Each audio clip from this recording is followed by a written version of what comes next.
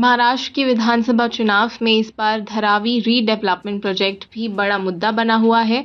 महाविकास अघाड़ी का कहना है कि अगर वो सत्ता में आए तो अडानी ग्रुप को दिया गया धारावी प्रोजेक्ट को टेंडर रद्द कर दिया जाएगा। अब सोमवार को कांग्रेस सांसद राहुल गांधी ने भी प्रेस कॉन्फ्रेंस कर इस प्रोजेक्ट पर सवाल उठाए। राहुल ने कहा कि धारावी का भविष्य सेफ नहीं है। प्रोजेक्ट से धारावी की जनता को नुकसान होगा। प्रेस कॉन्फ्रेंस के दौरान राहुल गांधी ने बीजेपी के चुनावी नारे "एक है तो सेफ है" पर घेरा। राहुल ने एक प्रोजेक्टर निकाला जिसमें धारावी का नक्शा बना हुआ था। इसे दिखाते हुए राहुल ने कहा कि अरबपति चाहते हैं कि मुंबई की जमीन उनके हाथ में चली जाए। अनुमान है कि एक अरबपति को 1 लाख करोड़ रुपए दिए जाएंगे। तो सवाल ये है कि मुंबई के दिल धारावी में अडानी की जान क्यों अटकी हुई है। मुंबई की धारावी बस्ती, जो एशिया की सबसे बड़ी झुग्गी के रूप में जानी जाती है, इस बार चुनावों में एक महत्वपूर्ण मुद्दा बनकर उभरी है। धारावी रीडेवलपमेंट प्रोजेक्ट, जिसे लेकर वर्षों से चर्चा होती रही है, अब राजनीतिक बहस का केंद्र बन चुका है। धारावी विधानसभा सीट पर कांग्रेस की ज्योति गायकवाड़ और शिवसेना शिंदे गुट के राजेश खंडारे के बीच कड़ा मुकाबला है। गायकवाड़ परिवार का इस सीट पर गहरा प्रभाव रहा है। 2004 से 2019 तक यहां वर्षा गायकवाड़ लगातार जीतती रही और इस बार उनकी बहन ज्योति गायकवाड़ मैदान में है।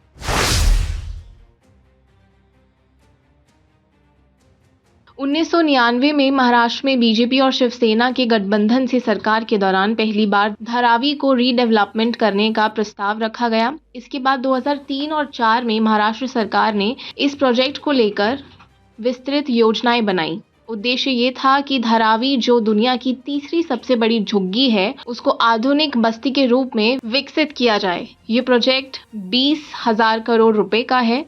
इसमें धारावी की पूरी तरह से बदलने की योजना है। झोपड़ियों की जगह पक्के मकान बनाए जाएंगे और कमर्शियल कॉम्प्लेक्स का भी निर्माण किया जाएगा। इस प्रोजेक्ट के तहत 1 करोड़ फीट वर्ग से अधिक जमीन पर निर्माण कार्य होगा। परियोजना का लक्ष्य है कि 17 वर्षों में इसे पूरी तरह से तैयार कर लिया जाए, जबकि धारावी के निवासियों को 7 साल के भीतर नए घरों में बसाने का वादा किया गया है। –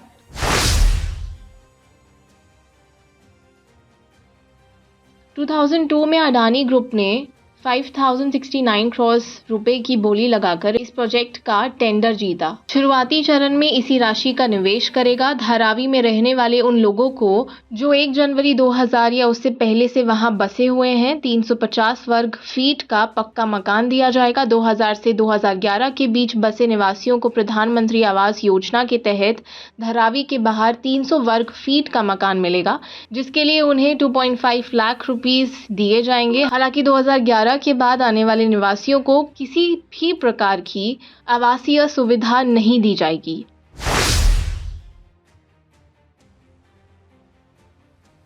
धारावी को मुंबई का दिल कहा जाता है।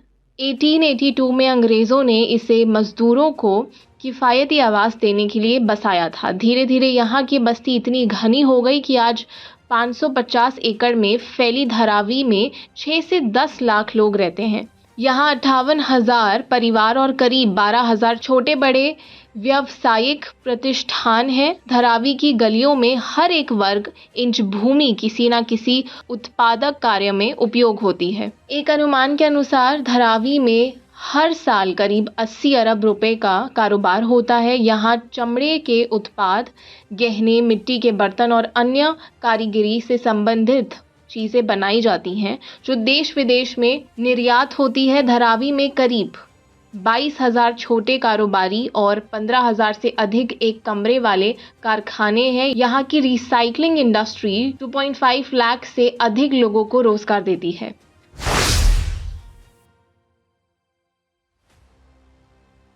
धारावी में जीवन बहुत कठिन है। यहाँ 100 वर्ग फीट की झुग्गी में 8 से 10 लोग एक साथ रहते हैं। अधिकांश निवासी सार्वजनिक शौचालयों का उपयोग करते हैं।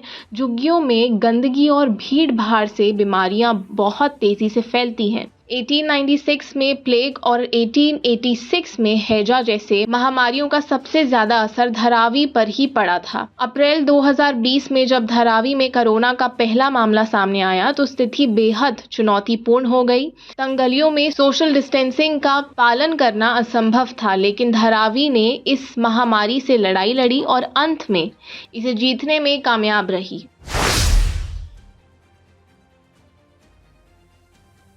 धारावी केवल झुग्गी बस्ती नहीं बल्कि जिद्दी और मेहनती लोगों की बस्ती है। यहाँ रहने वाले लोग कठिन परिस्थितियों में भी हार नहीं मानते। मुंबई के माहिम और सायन रेलवे स्टेशन के बीच बसी धारावी में हर दिन लाखों लोग आते जाते हैं। यहाँ दिहाड़ी मजदूरी से लेकर छोटे कारोबारी तक सभी का जीवन संघर्ष और मेहनत से भरा है। यहाँ की तंग गलियों में प्रवेश करना साहस का काम है। धारावी के निवासी जो बड़े सपने देखते हैं, हर चुनौती का सामना करने को तैयार रहते हैं। 2008 में आई फिल्म स्लम डॉग मिलेनियर में धारावी के एक बड़े लड़के की कहानी दिखाई गई थी, जिसने संघर्ष से करोड़पति बनने का सपना पूरा किया। ये फिल्म धारावी की आत्मा को दर्शाती है, जहाँ हर चौथे घर में कोई ना कोई उद्यमी मिलता है।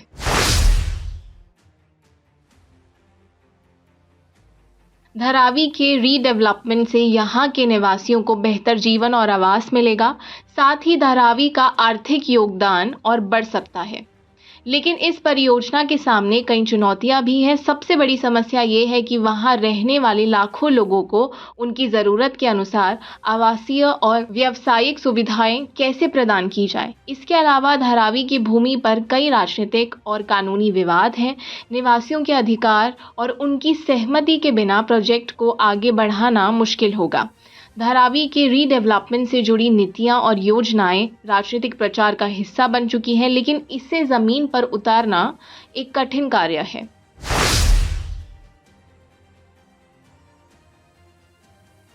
धारावी का रीडेवलपमेंट प्रोजेक्ट न केवल मुंबई बल्कि पूरे भारत के लिए एक मॉडल बन सकता है।